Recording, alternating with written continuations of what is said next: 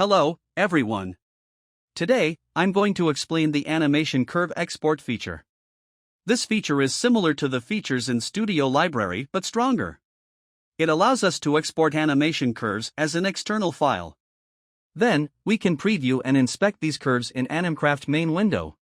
Let's take a look at the features on the panel. First, let's go from top to bottom.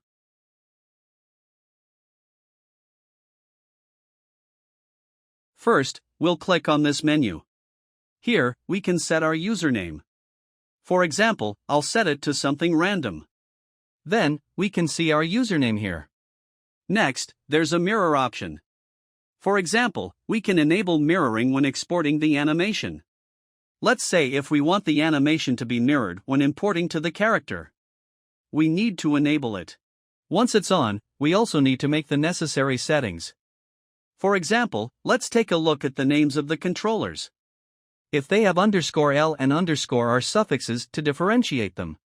We'll select the _L. Like this. We can mark the left and right controllers accordingly. Then, after exporting, we can mirror the animation when import. Now, let's continue. Next, there's a name blank.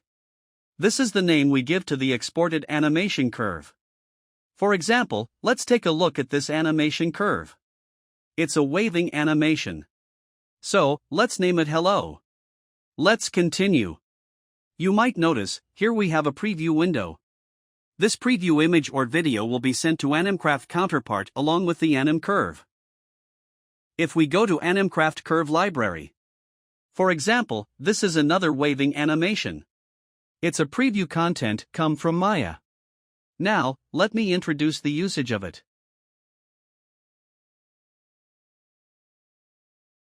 We can take a screenshot. For example, let's shot the screen. Then, we directly paste it here. As you can see, it's pasted here.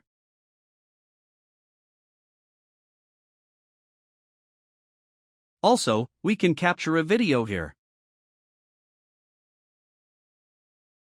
This is a video, as you can see.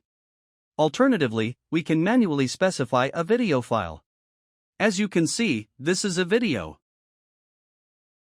Let's continue below. Here, there is a tag option. With tags, we can add labels to the data. For example, this character is female, right? And then we can add a hello or say hi tag here. So, now it has a label of hello. If we want to remove it, we can simply right-click and delete it. Let's continue. Here, we have the mirror option that we mentioned earlier. We won't go into detail here. Next, we have the animation and pose option. We can export the entire timeline as an animation. Alternatively, we can choose a specific frame and export the current pose. Let's continue further down. We have the output path here. For the output path, we can set it up below. We can configure the settings down here. They are related to our main software, AnimCraft. For example, we have two AnimCraft sub-libraries. One library here. And another here. We can see these two libraries here. For instance, if we want to export to this library, we click Open. And then we can select the subfolder. For example, I want to export to this folder. So we select this folder. Then, the animation will be exported to the folder we set. Let's continue. Here, we have the export option.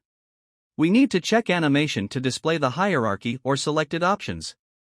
For example, if we select the hierarchy, it will export all animations under the selected group. While, if we use the selection option, it will only export the currently selected controllers. For example, let's drag a box to select some controllers. It will only export animation on them. Of course, for poses, we can only choose selected mode for export. Okay, this concludes the introduction of AnimCraft Curve Export Editor. Thanks for watching. See you next time.